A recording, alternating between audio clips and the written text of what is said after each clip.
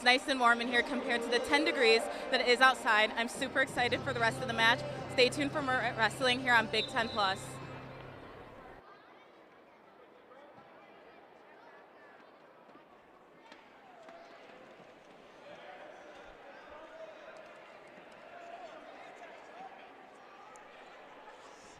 Thank you to our good friend and sideline reporter, Grace Saluwale.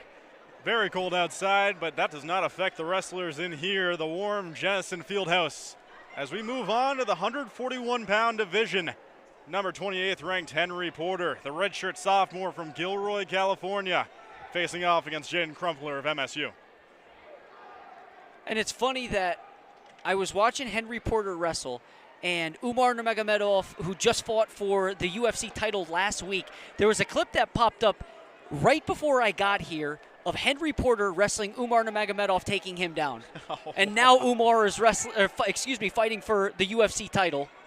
And here we are with Henry Porter. Henry Porter's got some good practice in it, would seem. A takedown on a possible UFC champion is something I write home about. Yeah, he's been training with high-level guys. You talk about that Gilroy room, just absolute legends. I talked about Umar Nurmagomedov. You also have Habib Nurmagomedov, Islam Makhachev, both UFC champions. Henry learned a ton from those guys being in that room at the American Kickboxing Academy, a.k.a. with Daniel Cormier, as he gets to a deep double. And now Jaden Crumpler with his feet on the out-of-bounds line, and that's the easiest stall call that we're going to see all night. But it's smart. You either give up the 7 for the throw and the back points, or you give up the stall call, so smart for Crumpler. And you got to play smart when you're wrestling against someone at the caliber of Porter. He's coming off of a 6-3 decision, over, at the time, number 27, Grayson Clark of Purdue. That was his first ranked win of the season. For Porter, you got to take a look at the amount of time that he's put into his craft as well, Eric. He wrestled at 133 previously, getting some control now. Yeah, hands are not locked, though. So at this point, this is only just wasting energy for Jaden Crumpler. Got to get your hands locked, and he does get his hands locked, but he stays right in front, and those straight-on shots are just extremely difficult because you're fighting all 141 pounds of Henry Porter on top of you, hips down. So you got to work to get to an angle. You're seeing Crumpler there as he gets back to the shot. Now he has to get his head up. Porter doing a good job of making sure that head stays down. And Crumpler once again straight on, comes up, head down on the mat. Now he just has to hope for a stalemate. Can't get in too many of those positions. You're going to continue to exhaust yourself, and we talked about it. It's extremely important because we know these guys are on a 1-hour weigh-in. From a duel to a tournament, what the differentiating factor is the time of weigh-ins. So you have 1 hour after a duel, 2 hours after weigh-ins for a tournament. Crumpler has to make weight on Sunday as well. So he makes weight today, gets up to, I would guess he's probably around 146, 147, which is a manageable weight cut tomorrow to get back. So third period is going to be critical, not only for the Michigan State Spartans, but also for the Indiana Hoosiers because they travel to Ann Arbor on Sunday as well. Both teams facing off in ranked matches this weekend on Sunday. For Indiana, going to Ann Arbor, as you mentioned, to face off against Michigan. And for the Spartans, facing off against the number 7th ranked Nebraska Cornhuskers. And Crumpler's already been hit for stalling, so he has to let that go. And now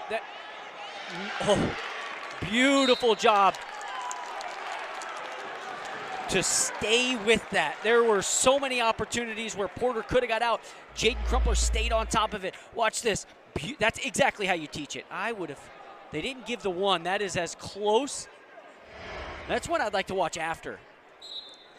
Usually the referees come up to us before and they say, do you have any questions? I'm going to mark that down. Say when someone cuts away, breaks containment, gets back in on a shot.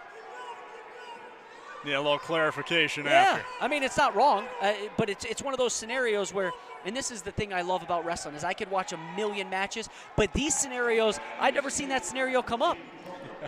Stays fresh no matter what, and they'll pick up the 1 for the escape. Porter taking the advantage. And when you talked about weight cuts just a moment ago, Eric, when you look at Porter, he used to wrestle at 133 back in the 2022-2023 season. Redshirt last season, now comes out with a whole new body, getting the takedown there, making it 4-0. Yeah, and I like that red shirt. Anytime that somebody is moving up a weight class, and this is just my opinion, but I believe it really takes a full year to get used to the size, the speed, the strength. There's so many factors that go into it that when you step on the mat with someone 8 to 10 pounds heavier than you, it is extremely different from when you were at a lower weight class. So giving him that year to really build in, you're starting to see that 28 next to his name is showing they did the right thing in sitting him out last year. Give him enough time to get used to that weight, as you mentioned. You can see it on display here. Liking the energy from Crumpler, I have to say.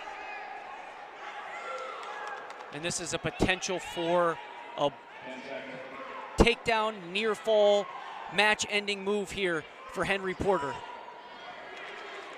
He'll get the 3 right before the buzzer rings. Now one last period to decide. Crumpler trailing by 6 to Porter.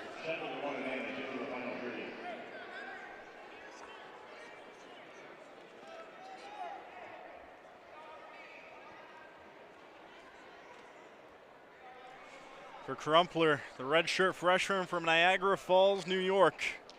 Never faced off against an Indiana wrestler before. He's getting welcomed to the Big Ten by Porter. Looks like he gave up that right wrist. Porter rides a half on the right side. Going Troy Letters from Lehigh-esque. Looking for a roll through, and now you're going to see Crumpler close to a reversal, and there he gets it. Gets the 2. Making it a bit interesting in the final 130. But how long does he ride? He's down 4 points. You have to let him go. Riding time's not a factor, so at this point, you're just wasting time.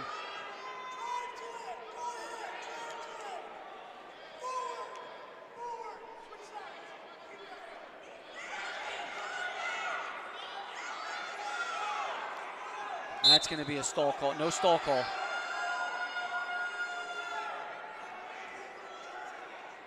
Four-point differential between these two. Porter starting on the bottom.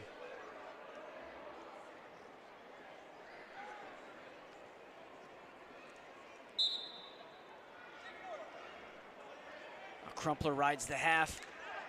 Yeah, he has to think big here. Roll through half would do it.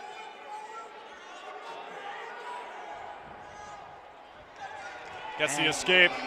Yeah. That's tough. 30 seconds gone off the clock. And I think that's an improvement for Jaden Crumpler moving forward, is to, when you see the clock and you have the understanding you're down by 4, bigger picture here. 40.8 seconds remaining between these two. And you mentioned how riding time would not truly be a factor. Spent too much time trying to gain control. Needed more points early. Yeah, at that point you start to weigh your options. What is more probable, 2 takedowns or a near fall? And a guy like Henry Porter is going to be extremely difficult to turn, having the understanding he doesn't even have any stall call, so he could just lay flat on the mat or crawl out of bounds and be as safe as possible. Less than 10 seconds remaining.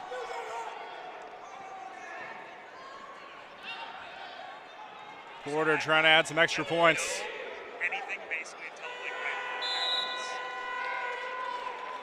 Will be denied those extra points, but Porter picking up the decision victory.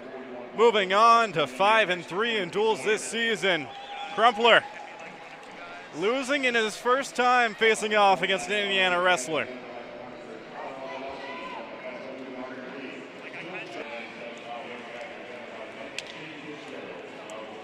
Now, I grew up in the New England area, Eric. 28-3 seems like a score that people could come back from in some circumstances, but not wrestling. Nah, been waiting for. If there's any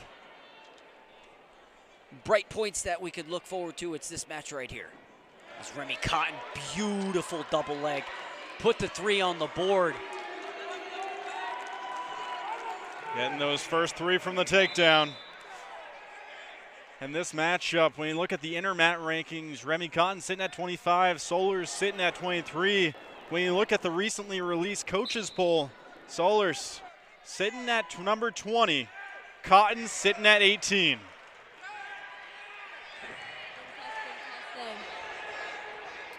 Testing. Cotton just picking them up and dropping them. A beautiful switch by Sollars. And now Cotton gets a reverse on Cotton. Sollars keeping it tight. Challenge brick, I believe, is out there. Yeah, what are they challenging? That's what I'm trying to figure out now, too. It's going to be locked hands, I think. It is. Yeah, look at that.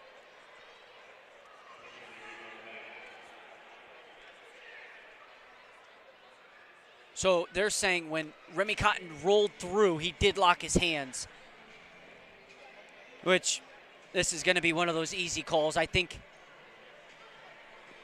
he did lock his hands.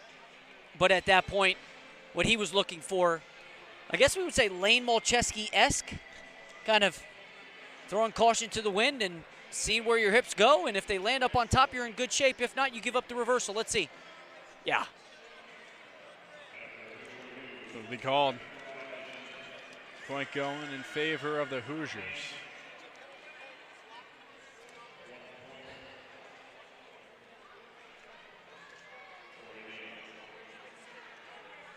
Reversal still counts, and he picks up the penalty point, evening us up here at 3-3. Cotton starting on the bottom. Sollars on top.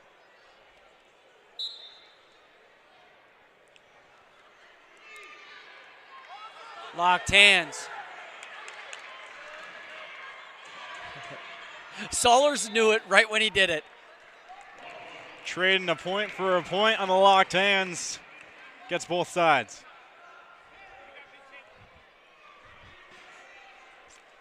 I don't know the exact statistics on it, but I can't imagine it happens too often that penalty is called and reviewed, and then that penalty happens on the other side immediately after. I just was thinking, how many Big Ten matches have each wrestler lock hands?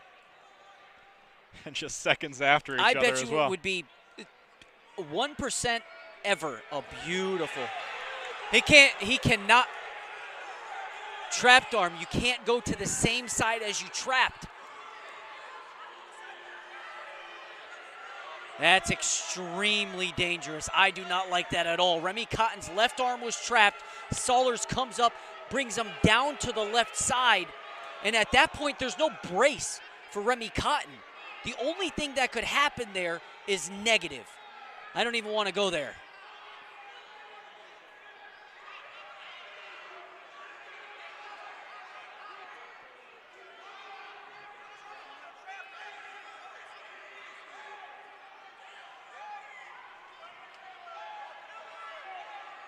And the Michigan State coaches were just told that's not illegal, going to the trap arm side. And if that's not illegal, that is something the NCAA needs to look at and take a hard look at it. Because if they're saying the safety of these athletes is #1 priority, that right there completely contradicts what the rule would say. Now the riding time passing 1:20 for Gabe Sollars. And in the open, we talked about the left leg is going to come in. How is Remy Cotton going to stop that left leg? And again, it's going to come back in. This is the first period. You're going to see Remy Cotton down again. Left elbow has to stay to the hip because that left leg, figure 4 in particular, is coming. That will conclude the first period. 1:50 of riding time coming in for Sollars. Take a look at this matchup, our key matchup for tonight. 10-4 on the season for Cotton, 12-6 on the other side for Sollars. Both picking up major decisions, tech falls and falls in their matches so far. Cotton will start on top. Chance to cut down some of that riding time. Not very much as Sollars escapes.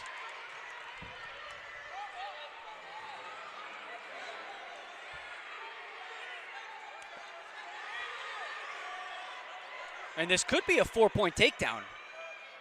When you think about, oh, he rolls through, and we saw this with Braunagel. This is extremely dangerous. Oh, and Sollars has a cradle locked up, but Remy Cotton comes up to his feet. Neutral danger 1.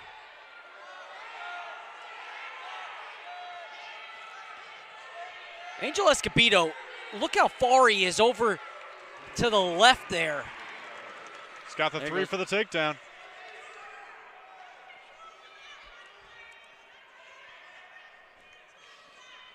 You pointed out perfectly, Escobedo almost all the way past the middle of the mat.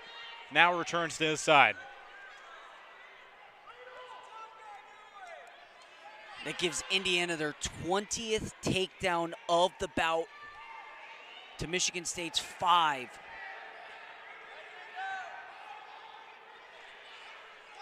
Just so lopsided in the takedown area specifically. And it reflects perfectly on the scoreboard, 28-3.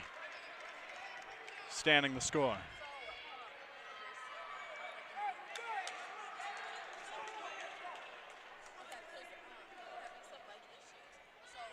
Cotton starts on the bottom. 2 minutes and 22 seconds of riding time for Sollars. He's got that point all but locked up.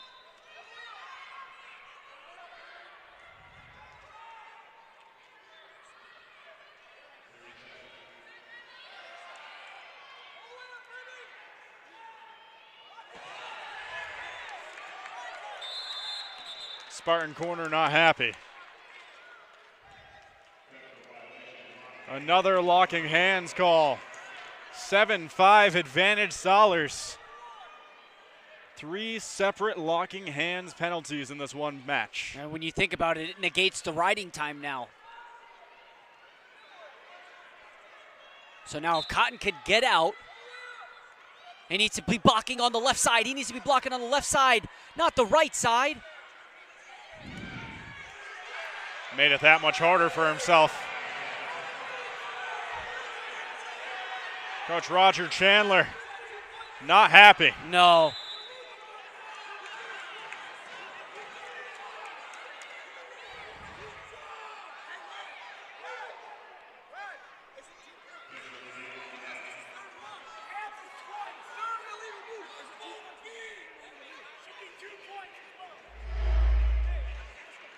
Take a look here. Coach Roger Chandler showing the passion, wanting to make sure his wrestler is safe. I took a picture of the rule book, this exact scenario. And the rule states that an illegal cutback number 42 is a wrestlers are not allowed to use their legs to execute a cutback regardless of whether the hand is being used. The exact scenario that they just used right there is Rule 42 in the rule book. Let's see. We do have, and they're going to say that it's 2. The Michigan State coaches are saying it's 2 for. They accept the explanation, it would seem, for 1.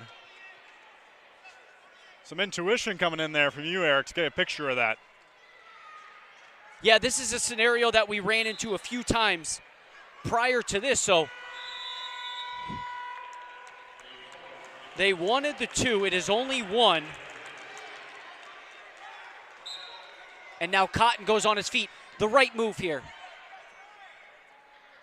Almost 3 minutes of riding time for Sollars. He has that point locked up. And Sollars is going to be kicking himself after this. 3 points given away. Tough pill to swallow. Discussion would be whether or not he could get a major decision, not giving up those 3 points, Eric. Now, It's a question of whether he'll even win this match.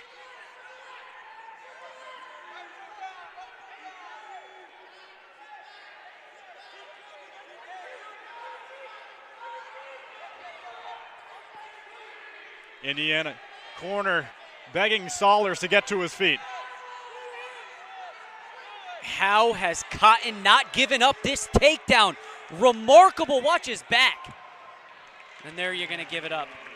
Delayed the inevitable, but it comes in. 10-6 advantage Sollars. And he has that knee that's heavily taped on the rear end of Cotton.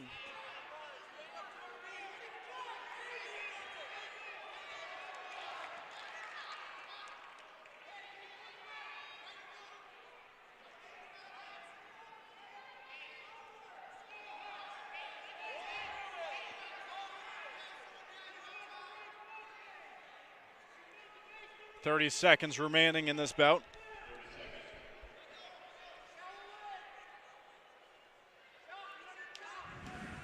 And Sollars, almost 4 minutes of riding time, seemingly has this one in his control. Continues to control the back as 10 seconds remain.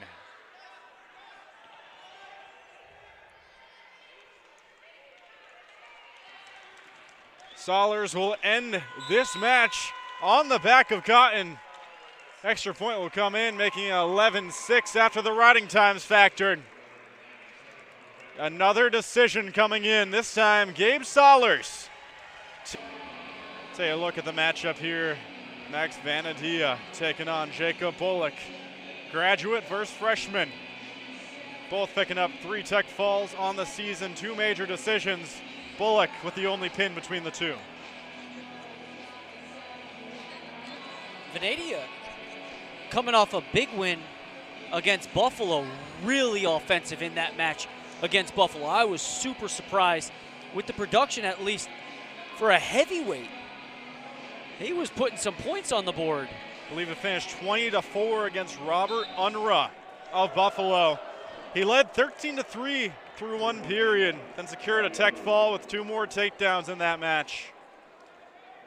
Bullock immediately getting the takedown and trying to control the back of Vanadia.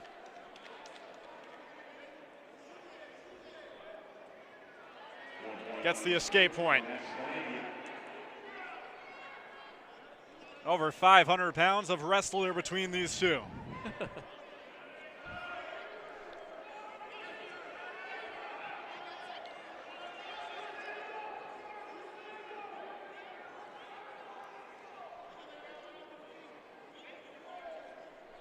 For Bullock, currently rated number 19 at his weight class.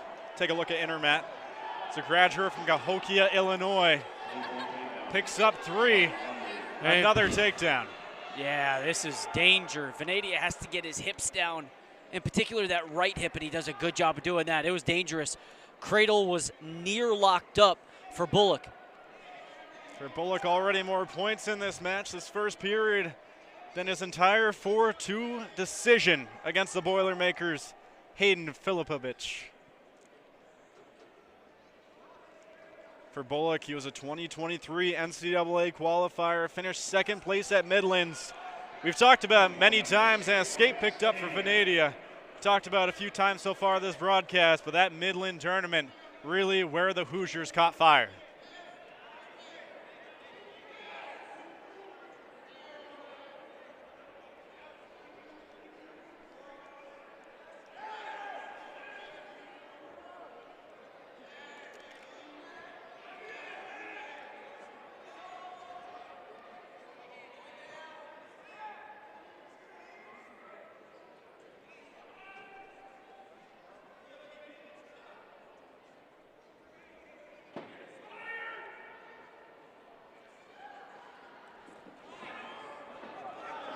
Vanadia gets to a shot, but Bullock too big.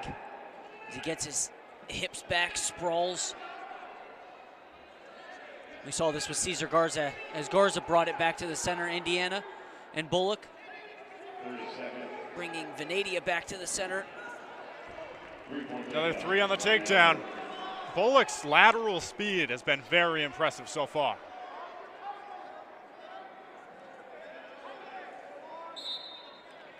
They'll be reset to the middle with 16.9 in the first.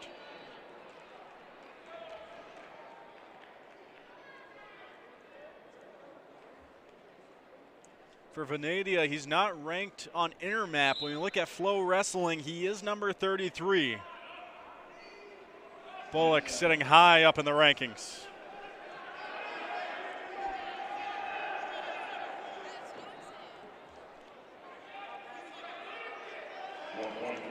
Gets the escape to end the first period, 9-3.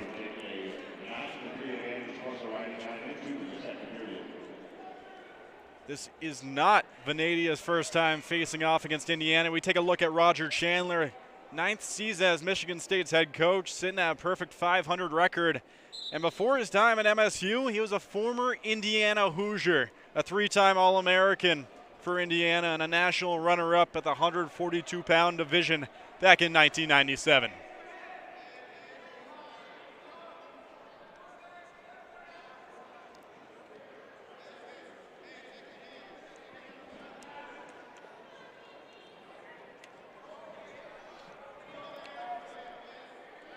When you look at this belt as a whole, Eric, some action happening on the mat as Vanadia trying to make some noise. That was close.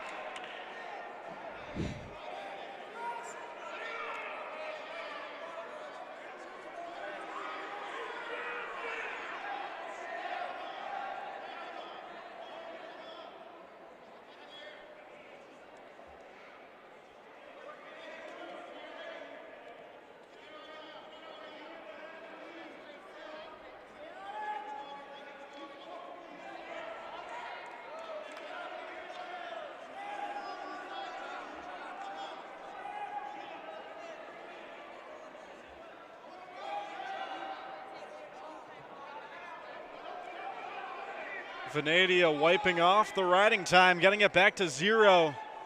Now ticking up on his end. Up to 5 seconds of riding time for him now. Wrestlers will reset to the middle. Vanadia on top, Bullock on the bottom. Coach Escobedo just told Bullock, you have to make a choice on bottom. Are you choosing to sit her or do you want to get up? And there's the choice right there. He wanted to get up. Answer the question real quick. Right away, picking up the escape point, 10-3. Looking for a major decision now before we head into the third period.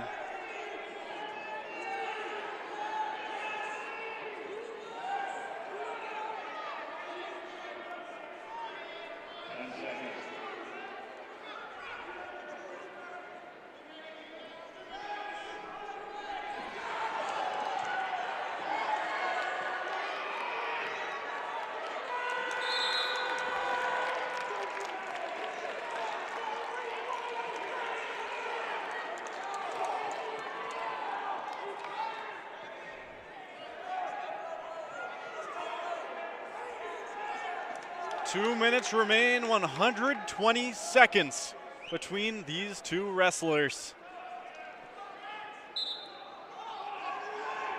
Vanadia starting on the bottom, trying to avoid a major decision loss. Unhooks the belt and gets free. I like that, unhooks the belt.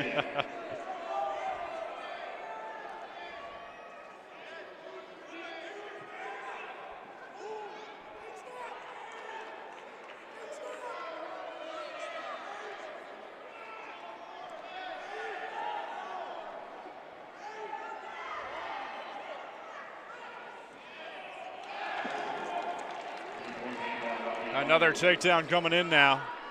9-point advantage for the Hoosiers. Bullock.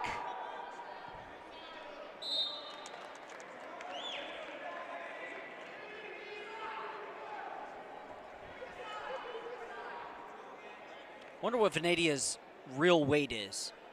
A lot of these guys, when you see 285, that's the limit that they go to. They necessarily don't weigh the 285. So Vanadia is around 220, unofficially we'll say. But for him, he's clearly going to be undersized when you talk about guys like Gable Steveson or the big heavyweights that you're going to see out here. So for Vanadia, I think if he could get up to somewhere around 250, because he has the speed, he has the agility.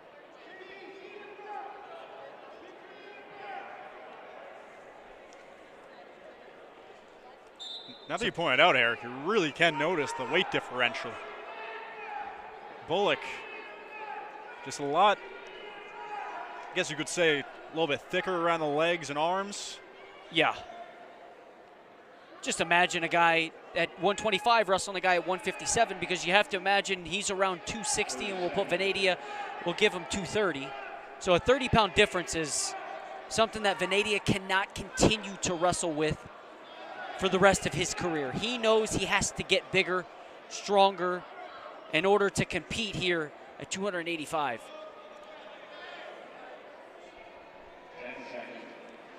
Bullock is going to just ride out time on top, adding in the riding time advantage. He's going to get the point as he passes 120. Time will trick down.